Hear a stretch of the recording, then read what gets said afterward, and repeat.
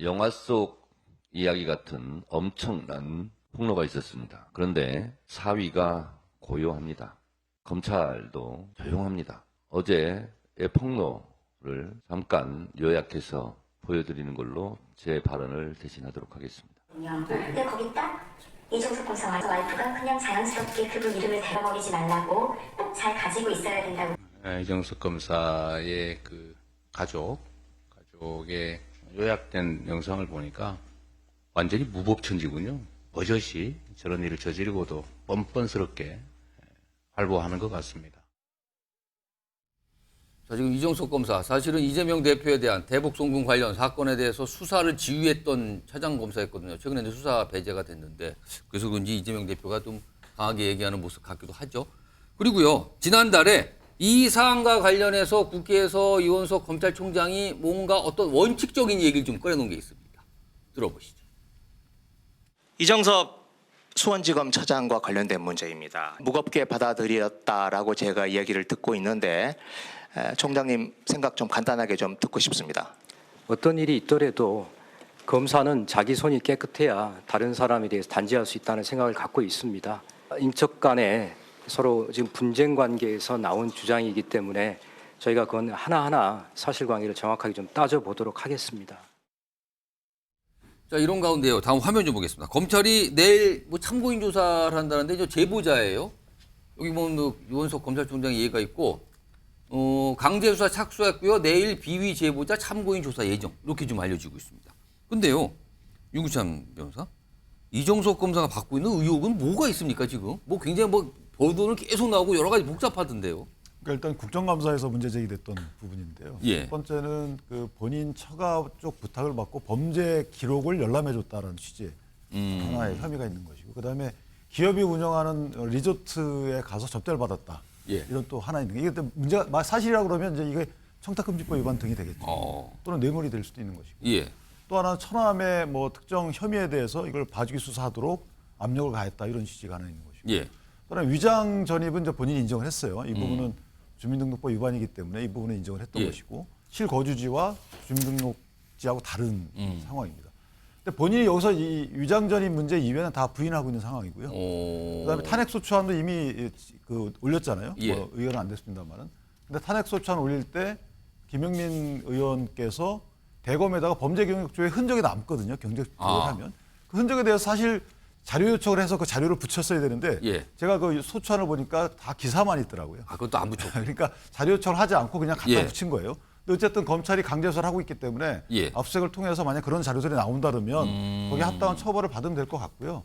다만 처남댁이 등장하는 건 뭡니까, 그러니까 지금? 이혼 소송 중인가 이혼한 처남댁이 나와서 문제 제기를 한 겁니다. 애당초에 그 문자도 처남댁이 제공한 걸로 이렇게 알고 있어요. 그런데 이재명 대표가 저 처남댁이라는 말씀이 객관적일 수도 있지만 객관적이 아닐 수도 있거든요. 또는 사실일 수도 있지만 사실이 아닐 수도 있어요. 예. 그렇기 때문에 이재명 대표도 본인과 관련된 의혹 제기를 했던 사람들에 대해서 이거 객관적이지 않고 사실이 아니다라는 취지의 주장도 하고 계신 거잖아요. 예. 근데 그 처남댁이란 분의 말만 듣고 저렇게 또 강한 비판하는 것보다는 차라리 이런 진술, 이런 주장도 있고 하니까 이런 주장을 통해서 명명백백하게 수사를 예. 해달라. 그렇지 않으면 탄핵을 진행하겠다. 이런 취지의 좀 당대표다운 말씀을 하셨어야 되는데 예. 감정을 실어 저렇게 하니까 예. 본인 수사를 총괄했던 사람에 대한 감정 섞인 반응이다라고 또 오해를 할 수 있는 여지가 없지 않아 있다. 저는 그렇게 생각합니다. 검찰도 좀 심각성을 느끼는 걸까요? 압수수색도 있고요. 지금 보면은 참고인 조사까지 한다는 거 보니까 좀 뭔가 움직임이 있는 것 같은데요. 애당초에 고발인 조사를 했어요. 그 김의겸 의원실에 보좌관들 고발인 조사를 하고, 그다음에 이제 처남댁은 제3자이기 때문에 참고인 조사를 하는 거기 때문에 압수수색물을 분석이 간단했던 것 같아요, 보니까. 바로 조사를 하는 거 보니까. 그렇다면 이미 어느 정도의 사실관계는 그게 뭐 범죄 혐의를 뒷받침하든 하지 않든 어느 정도 드러난 것이 아닌가라는 생각을 합니다.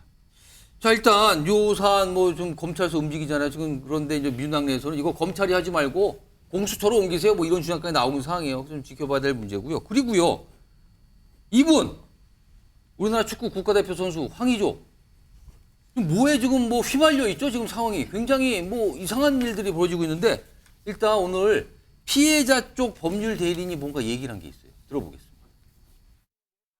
촬영 모드로 켜서 이렇게 뒀던 그 휴대폰을 우연히 발견할 수 있는 위치에 두었다고 해서 피해자가 이를 인식할 수 있는 것이 아닙니다. 우린 그런 걸 몰카라고 부릅니다. 이는 수사기관에서 암묵적 동의를 우유내온 가해자 스스로 피해자의 동의를 구한 적 없는 일방적 촬영이었음을 이야기하고 있는 대목입니다. 지금 황의조 선수가 축구 국가대표잖아요. 그러니까 이게 뭐 이런 일이 벌어지니까 축구 국가대표 감독이죠. 클린스만 감독. 클린스만 감독도 뭐 경기 끝나고 나면 이런 질문을 받아요. 지금요. 들어보시죠. Yeah, no, Wejo is a fixed plan for us. He's our player, and unless nothing is proven to the case, it's speculations. And I live since 40 years in the football world with speculations and with comments. I may be and probably or whatever. So until there's nothing really concrete, there's no problem for Wejo. He's part of our team. He's a fantastic. 이 사안도 윤기찬 변호사가 설명 좀 해주면 좋겠는데 연일 논란인데 간단하게 쉽게 이게 무슨 일이고 쟁점이 뭡니까 지금 이게? 그러니까 이게 6월달에 올 6월달에 예. 그 상의조 선수의 옛 여자친구라는 고 주장하는 분이 예. 인스타그램의 계정에 뭘 영상물을 하나 올립니다. 아, 뭘 올린 거예요? 예, 거기다 사생활, 황의조 씨의 사생활을 비난하는 글도 올려요. 두 개를 올립니다. 그래서 삭제를 했는데 어쨌든 영상물이 그 뒤에 유포가 된 거예요. 돌아다니게. 그 올린 영상물이. 그러니까 황의조 씨가 고발을 했어요. 이게 문제가 있다라고 해서 고발을 수사하다 보니까 그 영상물을 올린 사람이 황의조 씨의 매니저 역할을 했던 친형수다. 이런 또 이런 사실이 드러난 거예요. 그런데 본인은 부인하고 있지만 지금 화면에 있지만 뭐예요? 그럼 여자친구라고 얘기했던 분이 알고 보니까 형수요? 예, 친형수로 드러났어요. 그래서 구속됐다고 그러네요? 구속이 됐습니다. 구속 송치가 됐고 그러면서 이 촬영 대상물, 그 촬영물의 사진에 속에 있는 어떤 여성이 이거 난 동의한 적이 없다 또 이렇게 얘기를 한 거예요. 아, 그 영상 그 동의한 거 못한 그 찍는 걸 동의한 적이 없다? 그렇죠. 그러니까 이게 원래 불법 촬영물이라는 게 동의하지 않으면 처벌되는 거거든요. 그렇다 보니까 황의조 씨도 입건이 됐어요.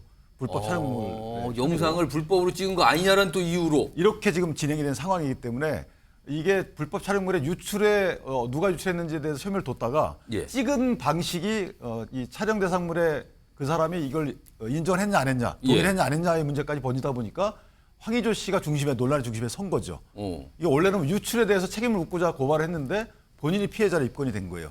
촬영 대상자가 이거 내가 동의한 적이 없다라고 얘기를 해버리니까 과연 이 촬영물에 대해서 촬영 대상자의 동의가 있었는지 여부가 이 사건의 핵심 쟁점으로 변하게 된 거죠.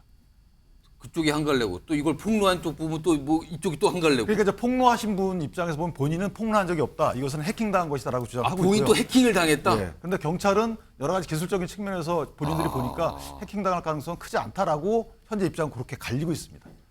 그리고 마지막으로 배영찬 선수 이게 그냥 한 30여 초 남았는데 이 축구선 대표팀 선수잖아요. 근데 이게 품위 유지와 관련해서 또 쟁점이 돼 있더라고요. 이거 어떻게 해야 됩니까, 그럼? 그렇죠. 외국의 유명 선수들도 상당히 이런 스캔들이 많았습니다. 근데 결과 이렇게 되면 뛰어난 실력과는 다르게 대중들, 특히 축구를 좋아하는 그런 팬들에게는 엄청난 충격을 주거든요. 빨리 황의조 선수가 이 부분을 수습해야 됩니다. 왜냐하면 지금 우리가 북중미 월드컵 예선전을 펼치고 하고 있고 있어요, 지금. 성적도 좋거든요. 그리고 황의조 선수도 주공격수입니다. 빨리 이 혐의를 털어내고 만약에 죄가 있다면 그것은 감수해야 될 것이고요. 자기가 스스로 털어내고 또 규명하고 감당해야죠. 알겠습니다. 여러 가지 뭐 생각지도 못한 일들이 좀 있군요.